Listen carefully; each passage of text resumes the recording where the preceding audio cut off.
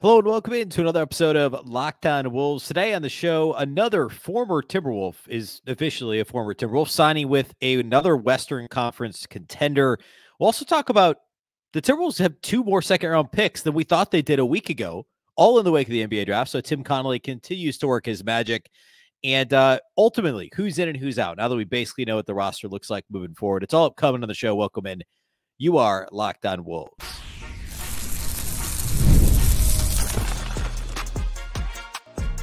You are Locked On Timberwolves, your daily Minnesota Timberwolves podcast. Part of the Locked On Podcast Network, your team every day. Hello and welcome to the Locked On Wolves podcast, part of the Locked On Podcast Network, your team every day. My name is Ben Beecken. I'm the host of Locked On Wolves. Today's episode is brought to you by FanDuel. Make every moment more. As the playoffs wind down, and they're over now, no more hockey, no more basketball, no more NBA at least, the sports stop sportsing like we want them to. But this summer, FanDuel is hooking up all customers with a boost or a bonus daily. That's right. There's something for everyone every day, all summer long. Visit FanDuel.com to get started. Happy Monday, everybody. Hopefully you had a fantastic weekend. Summer League basketball is underway in Salt Lake City, so there's some of that going on. Maybe you saw a little bit of that this weekend. Watched a little bit of the Sacramento Kings beat China by like 50 points the other day. Lots of Summer League basketball. We'll call it good basketball, competitive Summer League basketball on Vegas Summer League later this week. So we are right in the thick of still basketball on TV. Of course, WNBA ongoing, but some NBA action still happening here. If you want to call Summer League that. So gearing up for Summer League. We'll talk a lot more about that later this week. Today, lots to get to. I do want to talk briefly about Joe Ingles. He had some quotes about coming to Minnesota. I want to talk about the second-round picks that Tim Connelly has uncovered as part of the finalization of all the draft night trades. And we'll also talk a little bit of kind of roster overall, some more finality in terms of pending free agents for Minnesota that are no longer pending. So a ton to get to here on this Monday. A big thank you, first of all, for making Locked On Wolves your first listen every day. Of course, this show is free and available everywhere. That includes YouTube, as well as all of your favorite audio platforms. Wherever you like to listen to podcasts, you can find Locked On Wolves. You can also watch on the Locked On Sports Minnesota app on both Roku and Amazon Fire TV. And you can follow on X at Locked On T Wolves and also at Beecken with two B's, two E's, CKEN. All right, let's start with the more second round picks, because this was a pleasant surprise when this came across, I guess, if you will. This was, let's see. So I'm going to just kind of run through this. So we knew that the Timberwolves had some sort of a future second round pick coming as part of their trade back. Remember, they were at 37. They traded back to, what was it initially, to somewhere in the 40s, and then to 53, and then to 57, and then all the way out of the second round. So we knew they had a pick coming. We weren't really sure from where. We thought maybe it was from Detroit. And we knew that they had a pick swap coming as part of the Kyle Anderson sign and trade. Well, that full deal is now finalized. And ultimately, there's 6 different teams involved. And I'm going to credit hoopsrumors.com for kind of laying this all out. They've kind of compiled all the different press releases and stuff from the league and put this all here. So the 6 different teams involved. And the Wolves got another second round pick out of this. And then there's also another pick that I'll get to in a second. So ultimately, there's going to be 2 picks that they're getting out of this thing. So part of this deal is the Wolves get the second round pick swap from the Warriors in 2031. So the better of the 2 teams pick. So if Golden State has the better pick, the Wolves get it. If the Wolves have the better pick, they keep it in 2031. This is part of the Kyle Anderson sign and trade. They also get cash, which we know there's a limit on what they can get there, but that's from Golden State in this trade, because there has to be something else happening in the trade in order to make it be completed.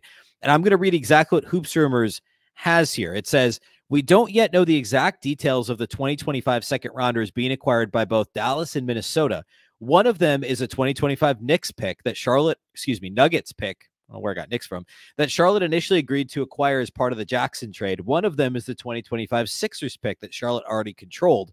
The Hornets were always going to send out 2 second-round picks to get Josh Green, but now they're going to Dallas and Minnesota instead of Dallas and Golden State. So basically, one of the picks that was supposed to go from Charlotte to Golden State will now be rerouted to Minnesota. We don't yet know if it's the pick that was originally a Nuggets pick or the pick that was originally a Sixers pick. Either way, the Wolves get another second-round pick. This is a 2025 second-round pick in addition to the 2031 pick swap. Okay, so all the Wolves did here, all they did here was facilitate Kyle Anderson going to Golden State. They get cash, a future second-round pick swap, and a 2025 second-round pick. The other second-round pick that Minnesota is going to get is from the Wendell Moore Jr. trade, which was that what became a trade back. We knew that they were trading him to the Pistons for a second-round pick swap. The Pistons went from 53 to 37, so the Wolves got 53. So I added a step in there earlier. So the Wolves went from 37 to 53. There was cash involved, and they had the 53 pick. Then they traded the 53 to Memphis for 57 and a future second rounder, and then they traded 57 to Toronto for $1 million. So the Wolves have cash from Detroit. They have $1 million from the Raptors, and then they get this future second round pick from Memphis for the 53rd pick in this draft. So another second round pick. So we knew that there was one in there somewhere, but there's a couple more now, plus cash, plus the future pick swap. And this was the trade. You know, they sent out Wendell Moore Jr. They get back cash, and they get back a future second round pick. So 2 more second round picks than the Wolves thought, than at least publicly everybody thought the Wolves had a week and a half ago in the wake of the draft. Big win for Minnesota. Well, big is maybe strong, but a win nonetheless. And this is how Tim Connelly operates. Nobody was focusing on the 2 second rounders or the Nickeil Alexander-Walker part of the D'Lo Mike Conley trade. Everyone was worried about the Conley D'Lo part. I thought the second round picks were great coming from Utah, which they were good picks, right? One of them was already this year, but nobody was focusing on the Nickeil Alexander-Walker part. But he's quietly, even though he's traded out all these first rounders, he's quietly accruing these second rounders, which you can use later, of course, and they already have. But it's also a way to affordably, relatively speaking, build a team that's going to be a second apron team, at least for the near future, and only has, 1 first-round pick and a couple of swaps in the next 7 years? I'm pretty sure that's what it is. I'm pretty sure the Wolves, I don't have it right in front of me right now, but I believe the Wolves have a 26 pick that's their own, and a swap in 28, and now a swap in 30, I believe, is what they have. Only 1 actual pick they own free and clear in the next 7-ish years, going out to 2031. So part of the way you're going to build that team, rebuild this roster, or build the roster along the way, is through hitting on these second rounders or trading them or packaging picks together, like future picks, like they did this year, to move up to number 8 and take Rob Dillingham. It's a creative approach to team building that you have to do when you've got 3 max contract guys with the way the CBA is now set up. Pretty interesting. Pretty interesting. One other thing really quick, Joe Ingles gave an interview after he signed with Minnesota. It was reported, and then it was, I think, finalized on Saturday over the weekend.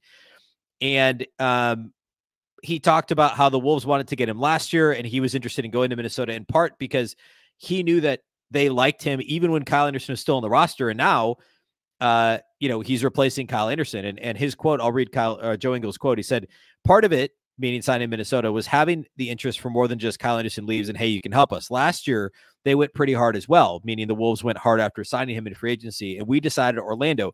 Playing with Mike Conley, again, will be awesome. Obviously, I know Rudy, and then helping these other guys to keep getting better.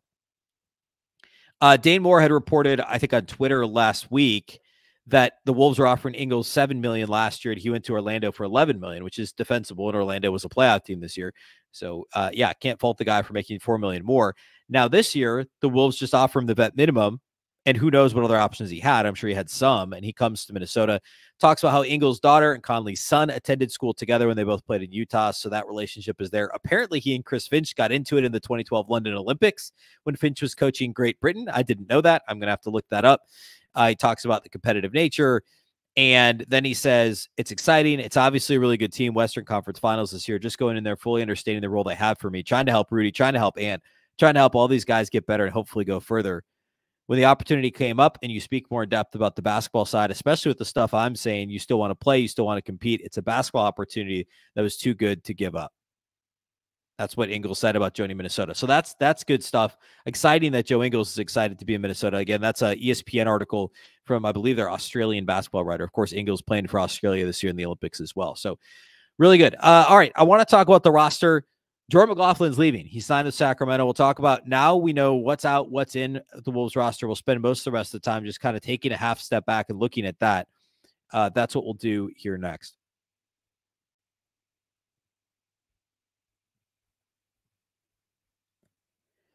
Today's episode of Locked On Wolves is brought to us by our friends at FanDuel. I love sports. I love them so much that I never want them to stop. But now we're in this lull. And like a week from now, it's actually an even bigger lull. A week from now, you've got the MLB All-Star break. And there's like nothing else going on. Right now, at least there's regular season baseball games, if that's your speed. It's MLB regular season, Olympic trials, WNBA, and that's kind of it. Next week, MLB All-Star break. Summer League at least will be ongoing. We'll have that. But they're just right now in the middle of the summer. It makes me want it to be October, November, which is the absolute sweet spot of the sports calendar where everybody's playing at once, all the big four sports. And then you get it, March is probably the next best sports month. But right now in the early mid-July, sports are not sportsing like we all want them to. But FanDuel lets you keep the sports going whenever you want. All you have to do is open the app and dream up bets anytime you're in the mood. This summer, FanDuel is hooking up all customers with a boost or a bonus daily. That's right.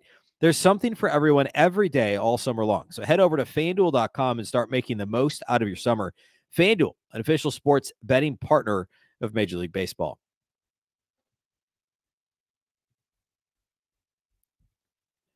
Do you watch Fox Sports or ESPN on your TV all day long? If so, no doubt you have to turn down the volume because of all the shouting. Instead, make the switch to Locked On Sports today, a free 24/7 sports streaming channel program for you every day to bring you the biggest stories without all the screaming. Locked On Sports Today brings you can't-miss analysis, opinions, and news streaming 24/7 on YouTube or the free Amazon Fire TV channels app, part of the Locked On Podcast Network, your team every day.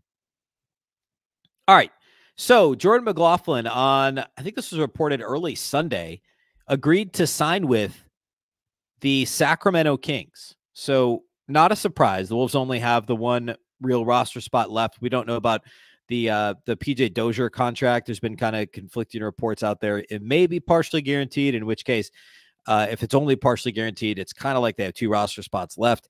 But either way, Jordan McLaughlin reportedly signing with the Sacramento Kings. Hopefully he's able to get a legit backup role there. If he ends up just being a fringe rotation guy there, I'm going to be disappointed that it's there and not in Minnesota. But it's believed to be a minimum contract deal. He gives them an option behind De'Aaron Fox. Of course, Davion Mitchell was traded to Toronto over the summer. And the Kings are also completed a sign and trade for DeMar DeRozan. Of course, that's the other kind of big news. So McLaughlin likely getting a minimum deal there. It's curious to me that he wouldn't get anything a little bit more than the minimum, and maybe wouldn't get. He may just be their straight up backup point guard. I haven't researched their depth chart a ton, but there's a shot that he's just got a rotation role there. And I suppose you're in the West, you're with a contender, you can play against the Wolves, you can compete. The Kings are at least a fringe. I shouldn't say fringe. They were obviously much better the last couple of years than they were last year. But they're a playoff team in the West. So McLaughlin moves on, and it's understandable. That writing had kind of been on the wall. The change of scenery makes some sense. Minnesota does not have a third point guard, but they also didn't last year either. Remember, at the start of the year, Jordan McLaughlin was the only other true point guard on the roster beside Mike Conley. Shake Milton was an option as a combo guard. Nickeil Alexander-Walker, we knew they were going to use in that capacity, and Kyle Anderson, of course, initiated offense a lot last year. But now, this offseason, it's the same deal. Instead of McLaughlin, it's Rob Dillingham. He's, of course, going to see it's really more the Shake Milton role. Remember the start of the regular season last year, McLaughlin wasn't necessarily getting minutes every night. It was mostly Shake Milton and Kyle Anderson and Nickeil Alexander-Walker sharing quote-unquote point guard duties with the second unit, with Shake Milton being asked to generate a lot of offense for himself in addition to others. And we talked about this, I think, on Friday's show about Shake is essentially, Dillingham is essentially in what was the Shake Milton role last year, and previous to that, the Jalen Noel role, that instant offense off the bench as a primary creator for oneself, but also the ability to create for other people. Dillingham is basically in that role. So taking a half step back and looking at the roster right now, I'd seen a couple of things out there, and I'm trying to remember. There was a blog. I've seen this on TV. Like, people kind of talk about winners and losers of the offseason, or people that teams that necessarily that might have gotten a little bit worse. And the Wolves have kind of been mentioned as one of them. And that's, I think, pretty absurd. I don't think this roster's worse. You could argue it's maybe marginally worse just because we know what Kyle Anderson is, and we kind of knew what Monte Morris was or should have been had he been fully healthy. And we don't know what Rob Dillingham is. But as I argued last week on a couple of different shows, it's not hard to argue that Joe Ingles is actually a better fit for Minnesota than Kyle Anderson. I know that losing the defensive versatility of Kyle Anderson is going to really hurt because Ingles is not the defender Kyle Anderson is. That is going to hurt. But the Wolves have enough depth, length, athleticism, just overall talent on this roster to cover over what they're losing from Anderson on the defensive end. And the offensive boost that Ingles, even at, call it 18 to 20 minutes a game, is going to give you over Kyle Anderson, I think is significant enough to overcome that difference on defense, because not only do you have the margin for error, they were the best defense in the league by over 2 points per 100 possessions, by over 2 points in defensive rating. The Wolves were the best defense in the league. They have margin for error, and they have guys like McDaniels, Gobert, Alexander Walker, and guys that can cover and keep the defense as a top, or at least top 3 defense. Offensively, they're in the 15 to 20 range basically all season. They finished, depending on where you look, 17th, 18th in the league in terms of offensive rating. There is no margin for error. They have to get better offensively.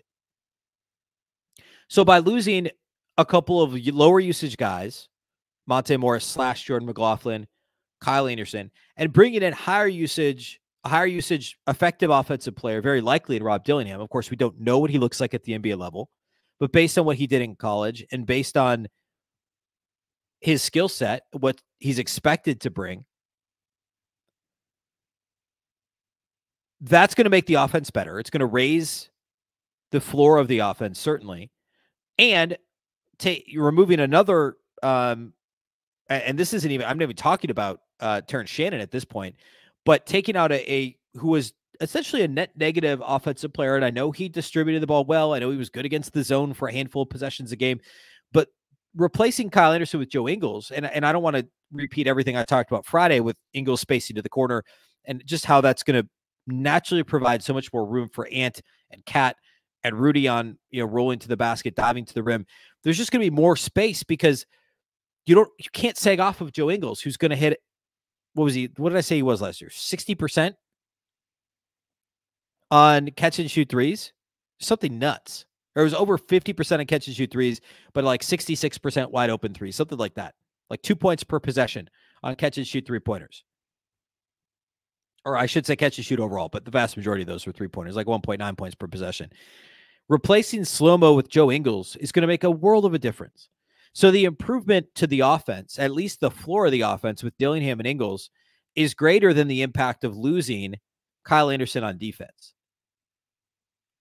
And grand scheme, if you look at what they've lost to what they're bringing to the roster, I think it raises both the floor and the ceiling. Seriously. So what's out? Kyle Anderson, Monte Morris, Jordan McLaughlin. What's in? Rob Dillingham, Joe Ingles, Terrence Shannon Jr. Essentially, right? You go back to mid last season and obviously Shake Milton and Troy Brown Jr. And they've, in terms of depth pieces, Wendell Moore, Daishen Nix at this point is still a free agent. Guys that didn't play weren't part of the rotation. So I'm talking rotation guys. And you go back and look at the rotation at the end of the regular season. Like, for instance, once Cat came back, the final couple regular season games, it is 3 of the 5 bench pieces. Kyle Anderson, Jordan McLaughlin, Monte Morris, all gone. However, McLaughlin and Morris were playing together because they had to. They were 2 of the 10 best players. So they had to play together. And it wasn't ideal. They were both undersized. Like, there's a reason either of them are back. Because the Wolves weren't going to pony up to keep either one of them. They wanted some more size. And I know Dillingham's actually smaller. But I'm talking about playing them together. They didn't want to have to play two small point guards together in the backcourt at the same time. And now they just have one. And they're adding size to the rotation in Terrence Shannon Jr., Joe Ingles, similar size to Kyle Anderson. So they continue to get bigger. And ultimately, the floor raises because there's more scoring potential there with Dillingham. There's more offensive firepower, more shooting ability, more. They're never going to have two guys on the floor together that cannot shoot the three. They've only got one guy in the rotation now that's not a three, that's not capable of making a three, and that's Rudy Gobert. So you're never going to have two of those guys on the floor together. So again, the floor of the offense raises. They were already third best at three-point percentage. They're middle of the pack in terms of three-point rate. The three-point rate comes up. The three-point percentage should stay similar. And the defense, I don't think, got significantly worse. Maybe slightly. But Terrence Shannon should be a good defender at the NBA level. Ingles is a slight net negative defensively, depending on how they use him, but likely in the scope of the team defense, he's going to be a negative. And then Dillingham is very likely to be a negative early in his career and maybe forever. But again, the floor and the ceiling of the offense comes up. The floor and the ceiling, the floor of the defense might go down slightly. I don't know if the ceiling comes down because we already knew what Kyle Anderson was. And some of these guys are only going to get better because that's the other thing we have to factor in. I want to talk a little bit about that and then kind of put a bow on the overall depth conversation and why I would argue this roster is every bit as good now as it was, call it 12 months ago. So we'll do all that here next to close the show today.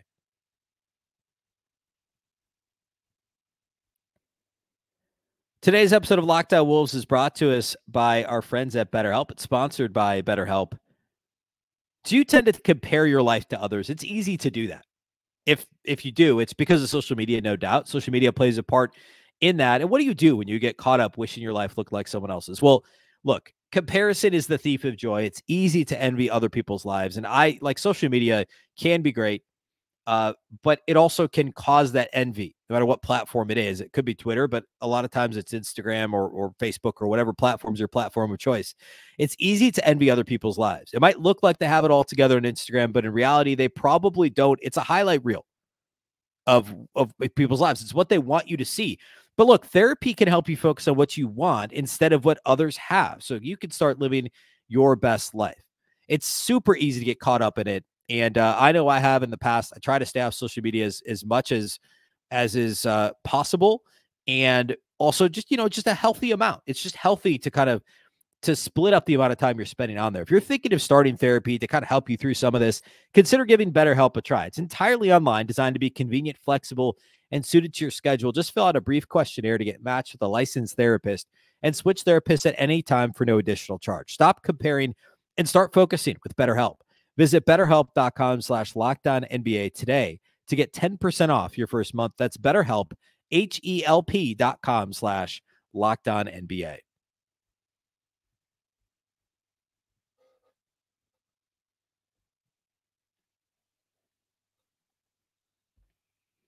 All right.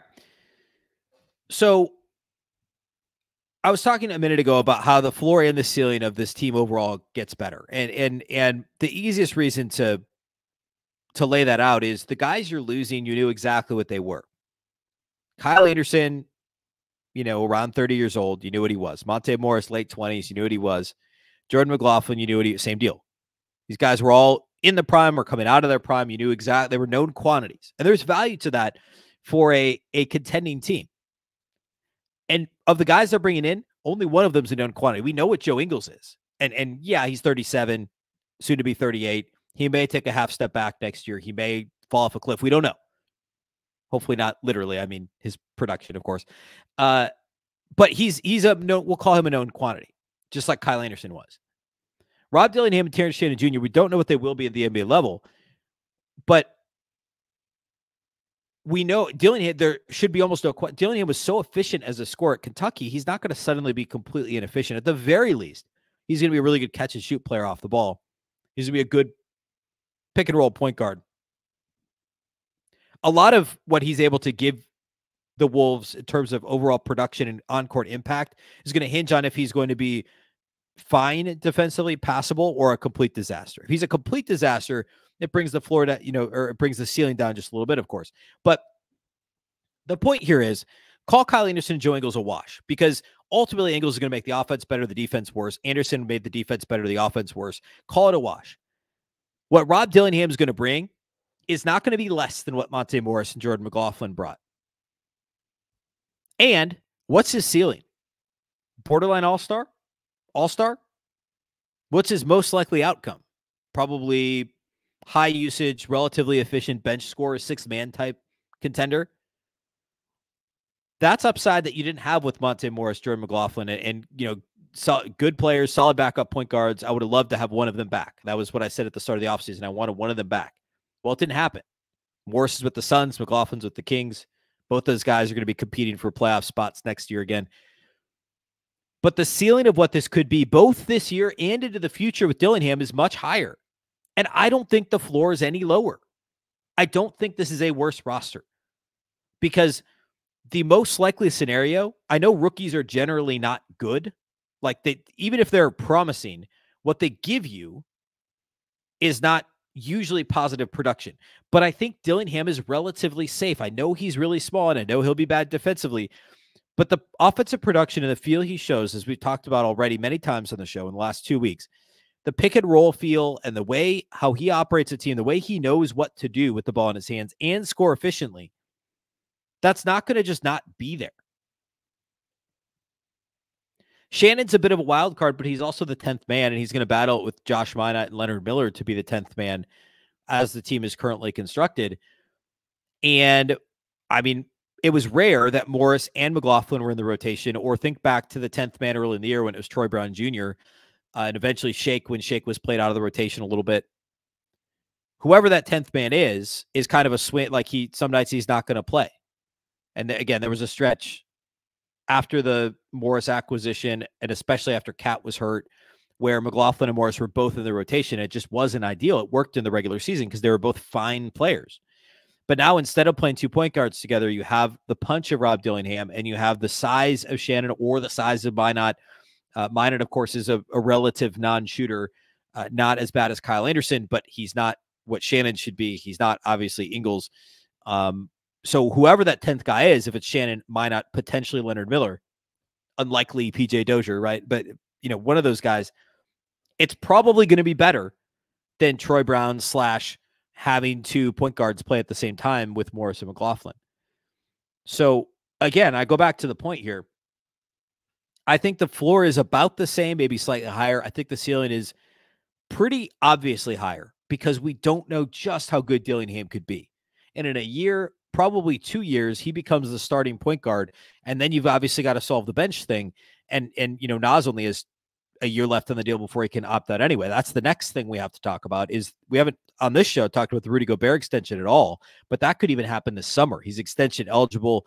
The Wolves can bring down, I think we covered this on the Minnesota basketball party on Wednesday. I think Jack Borman brought it up, that the Wolves could save themselves some future cap. I wouldn't say they save themselves cap pain, but maybe some of that pain by bringing down the average annual salary for Rudy. If you agree to an extension now and essentially buy out, what happens in the future with Rudy, and you got to figure out the Nas contract. You got to understand that Nikhil Alexander-Walker a year from now is going to be somewhere else. He's going to make more than what the Wolves can offer him next year. So there is a next step here. It's Nas, it's the extension for Rudy. But for this year, for the assets the Wolves had that Tim Connelly had at his disposal, and what's next, the floor is about the same. The ceiling's higher. It's not a worse roster than what we saw a year ago. And given the assets and the reality of what Tim Connelly had to work with, he did extremely well. And I would be really surprised if this team was, more than a couple of wins off of last year's pace. And we haven't even factored in, I teased this a little and we're not really, I guess, getting to it today, but you have to assume that 22-year-old Anthony Edwards and 22-year-old Jaden McDaniels and, especially those two, they're not going to get worse. They're getting better. They're not to their prime, athletically or as NBA, just their skill level. And Cat's in the middle of his prime. This team, the best players are all in their prime or younger.